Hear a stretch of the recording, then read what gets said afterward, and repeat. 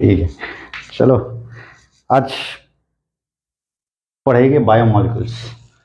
तो ये जो चैप्टर है, इस चैप्टर के बारे में थोड़ा सा हम पहले समरी में जाएंगे कि क्या है बायोमोलिकुल्स। चलिए, ये एनसीईआरटी में 9 चैप्टर है, लेकिन ये पहला पढ़ना जरूरी है क्योंकि ये है बेसिक।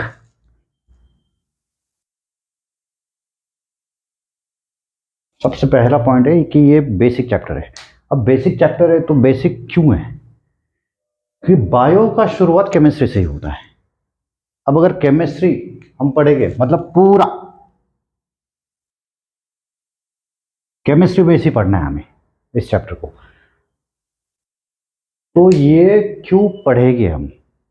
दिक्कत ये कि ये चैप्टर क्यों पढ़ना है, क्योंकि जितना भी अर्थ पे डाइवर्सिटी है। अब डाइवर्सिटी डाइवर्सिटी मतलब क्या हुआ कि कोई अगर समझे कि एक गाड़ी जा रहा है भाई, एक गाड़ी जा रहा है, उसके पास लाइट नहीं है और आगे है बड़ा सा दीवार, इसके पीछे से बहुत सारी गाड़ियां आ रही है। अब अगर लाइट नहीं है और गाड़ी जा रही है किसी एक स्पेसिफिक स्पीड से, उसको दीवार दिखेगा नहीं। अगर समझिए दीवार दिख गया तो वो क्या करेगा? एक तो अपना रूट चेंज कर लेगा या फिर इसे ठोक देगा। ठीक, यहां पे ठोकेगा तो ये जो स्पेसिस है ये तो खत्म। लेकिन अगर यहां से अगर एनवायरमेंटल फैक्टर को भाप लेगा ये बंदा, तो क्या होगा? ये अपना स्पीड कम करके या फिर अपना डायरेक्शन चेंज कर लेगा। अब डायरेक्शन चेंज करेगा तो इसमें क्या होगा? इसमें कुछ तो भी चेंजेस आए होंगे जिसे हम क्या कहेंगे? म्यूटेशन। तो ये म्यूटेशन जो होने वाला है ये लीडिंग करेगा भाई वेरिएशन को, और वेरिएशन लीड करेगा इवोल्यूशन को। तो ये इवोल्यूशन कैसे हो रहा है? ये जो बंदा बना हुआ है ये पूरा का पूरा बना है केमिकल से, और केमिकल हमें पढ़ना है इसके हिसाब से, मॉलिक्यूल के हिसाब से। अब बायोलॉजिकली डाइवर्सिटी अगर कहा जाए तो ये हम इसे क्या आएंगे? Bio diversity. तो ये जो फंडा है इसे समझने के लिए हमें ये चैप्टर पढ़ना है। तो पूरा बायो का बेस ही इस पे टिका हुआ है। तो अगर देखा जाए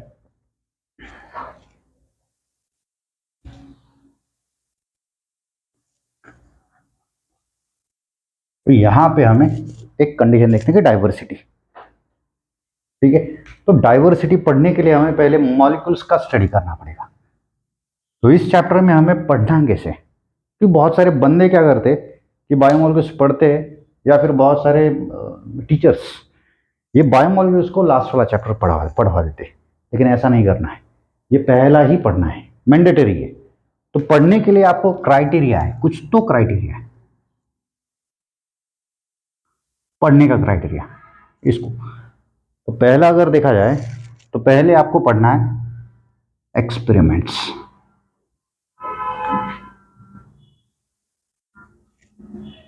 बायोमोलिक्यूल्स में जो भी एक्सपेरिमेंट्स दिए हुए वो एक्सपेरिमेंट्स आपको पढ़ने। अब दूसरा कंडीशन पढ़ना है amino acids. Amino acids third, कि अमाइनो एसिड्स जो भी बनेगा मतलब क्या बनेगा? प्रोटीन्स। और प्रोटीन्स, अमाइनो एसिड और प्रोटीन ये एक बंच क्रिएट होगा। मतलब बेसिक पॉइंट्स आपके क्लियर हो जाएंगे। इसके बाद आपको थोड़ा सा बाइफर्केटेड पॉइंट्स, मतलब लिपिड्स हम काउंट करेंगे। लिपिड्स के बाद कार्बोहाइड्रेट्स, मतलब ये एक सॉकेट बनेगा। मतलब यहां पे 2 सॉकेट तो कंप्लीट कर लिए। अब थर्ड वाला जो सॉकेट होगा ये इन दोनों का मिक्सचर होगा। मतलब इन दोनों को अगर मिलावट कर देंगे तो थर्ड वाला सॉकेट बनेगा जिसे हम कहेंगे न्यूक्लिक एसिड्स। मतलब न्यूक्लिक एसिड को कहा जाता है कि हाइब्रिड कंपाउंड्स, ये हाइब्रिड कंपाउंड होगा कि प्रोटीन और कार्बोहाइड्रेट दोनों का मिक्सचर होगा न्यूक्लिक एसिड। अब ये न्यूक्लिक एसिड के बाद हम जाएंगे एंजाइम्स। एंजाइम्स जो प्रोटीन्स का बना हुआ रहेगा, और एंजाइम्स के बाद हम जाएंगे कोफैक्टर। ठीक, मतलब ये बेसिक पॉइंट्स आपके अगर क्लियर हो गए तो इसके बाद आप काउंट करोगे कि लिविंग सिस्टम्स या फिर मेटाबॉलिज्म, कि मेटाबॉलिज्म मतलब क्या होगा, और इसके बाद आप जाओगे लिविंग सिस्टम के पास। ठीक है, मतलब इस चैप्टर को अगर पढ़ना है तो ये पॉइंट्स आपको जानने पड़ेंगे। तो ये पॉइंट्स हम जानेंगे एक एक करके। तो पहले शुरू करेंगे भाई एक्सपेरिमेंट के साथ।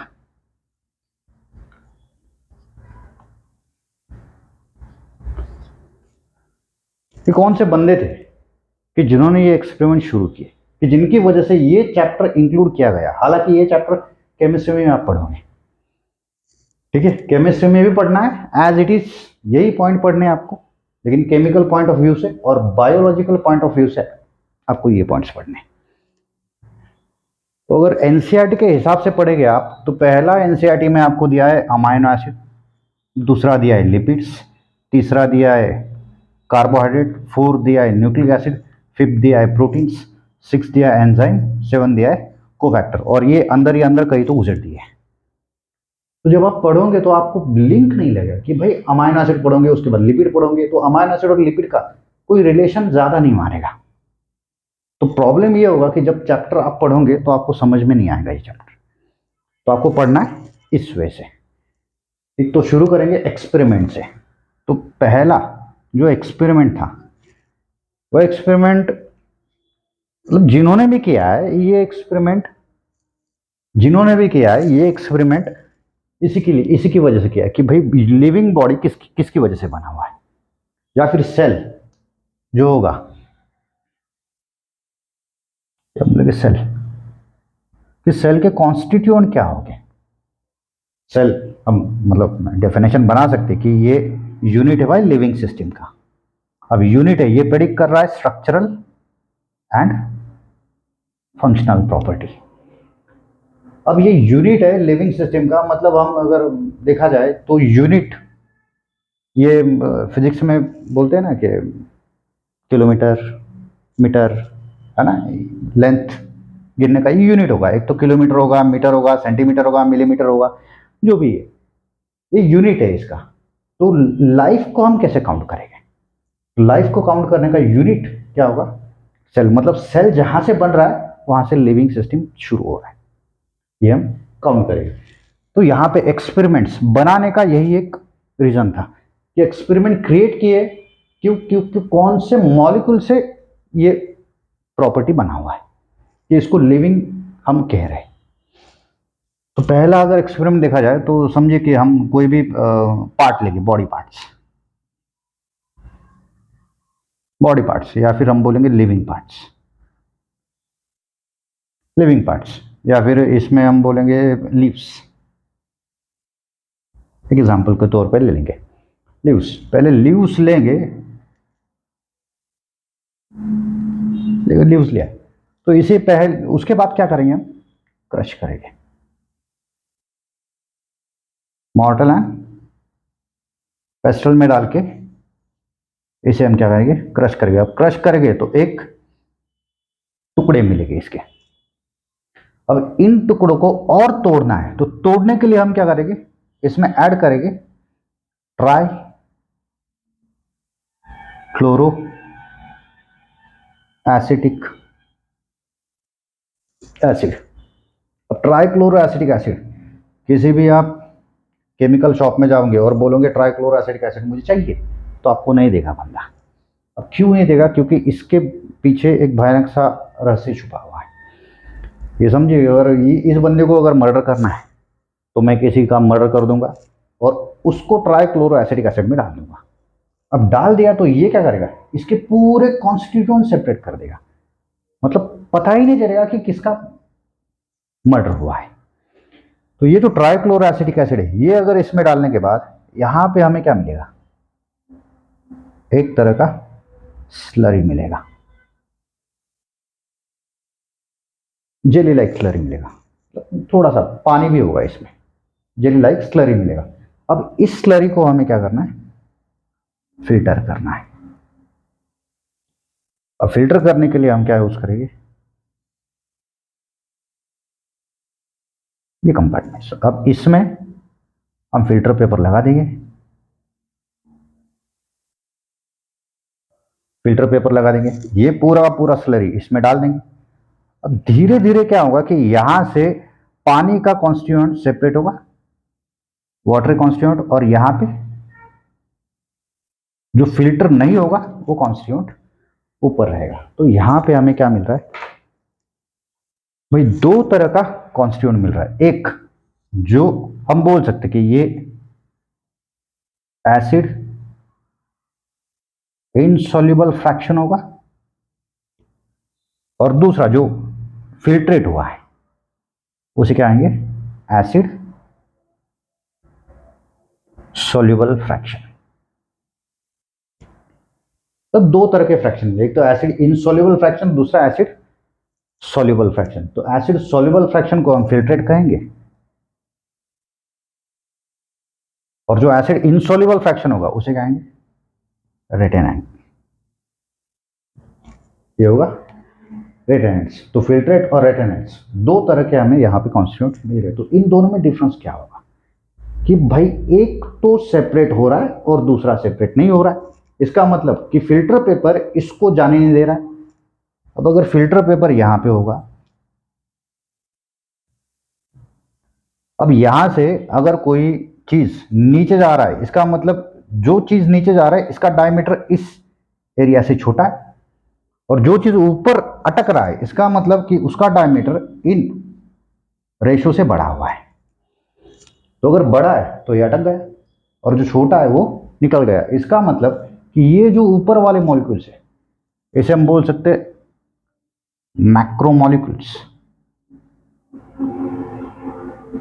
मैक्रोमॉलिक्यूल्स मतलब बिग मॉलिक्यूल्स, ठीक। और जो फिल्ट्रेट है ये तो निकल गया नीचे, तो ये क्या हो गया, माइक्रो मॉलिक्यूल्स, मतलब स्मॉल मॉलिक्यूल्स हो गए। तो ये स्मॉल मॉलिक्यूल्स और बिग मॉलिक्यूल्स, इनमें भी अब यहां पे काउंट करेंगे कि ये माइक्रो मॉलिक्यूल्स है, तो ये एक तरह से इनका डायमीटर क्या होगा, छोटा होगा, मतलब छोटे छोटे होगी बोल सकते हैं। और ये बड़ा होगा मतलब इनका डायमीटर बड़ा होगा, जो फिल्टर पेपर ने फिल्ट्रेट नहीं किया इसको। तो ये जो कंडीशन है, ये कंडीशन हमें यही दिखाता है कि ये जो सेल है या फिर ये बॉडी है, बॉडी पार्ट्स, ये बना हुआ है दो चीजों से, एक तो मैक्रोमॉलिक्यूल से बना हुआ है, दूसरा माइक्रोमॉलिक्यूल से। मतलब हमारा बॉडी भी बोल सकते कि बॉडी में भी क्या हो गया, माइक्रोमॉलिक्यूल्स और मैक्रोमॉलिक्यूल्स दोनों का कॉम्बिनेशन यहाँ पे प्रेजेंसी मारेगा। यहाँ पे अगर देखा जाए तो माइक्रोमॉलिक्यूल्स में कुछ एलिमेंटल फॉर्म तक भी जा सकते हैं, जिसकी फॉस्फेट या फिर सल्फेट, मतलब ये इनऑर्गेनिक कंडीशन हो सकता है। मोस्टली ऑर्गेनिक होगा, लेकिन कुछ कुछ हद तक ये इनऑर्गेनिक कंडीशन में जा सकता है। और यहां पे मैक्रोमॉलिक्यूल से तो ये हमेशा क्या रहेगा, ऑर्गेनिक फॉर्म। मतलब ये एक एक्सपेरिमेंट से पूरा का पूरा केमिस्ट्री सुलझ गया इसका, देखा जाए तो। ठीक, मतलब हमें पता चला कि भाई बॉडी बना है कुछ ऑर्गेनिक से और कुछ इनऑर्गेनिक कंपोनेंट से। तो ये जो कंडीशन है, ये कंडीशन हमें एक तरह का लीड देता है कि हमें क्या क्या पढ़ना है, ये सारे कंडीशन। ठीक, तो यही सारे कंडीशंस कि ये जितने भी ये सारे ऑर्गेनिक्स हैं। अब ये किस इनऑर्गेनिक फॉर्म से बनेंगे ये हमें यहाँ पे काउंट करना है। तो ये एक पहला एक्सपेरिमेंट होगा। दूसरा भी हमें देखना है। तो अगर इसमें कोई डाउट होगा तो कमेंट में आप डाल सकते हो, ठीक है। तो सेकंड एक्सपेरिमेंट शुरू करेंगे। तो सेकंड एक्सपेरिमेंट यहाँ पे शुरू करेंगे।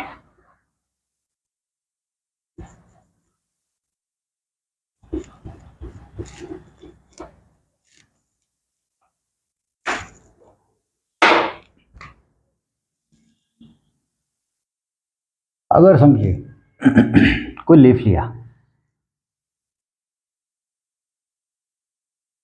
कोई लीफ लिया, ठीक है। अब इस लीफ, फ्रेश लीफ है, अब फ्रेश लीफ का अगर हमने वेट किया, फ्रेश लीफ का वेट किया तो समझिए कि 5 ग्राम बोल सकते हैं।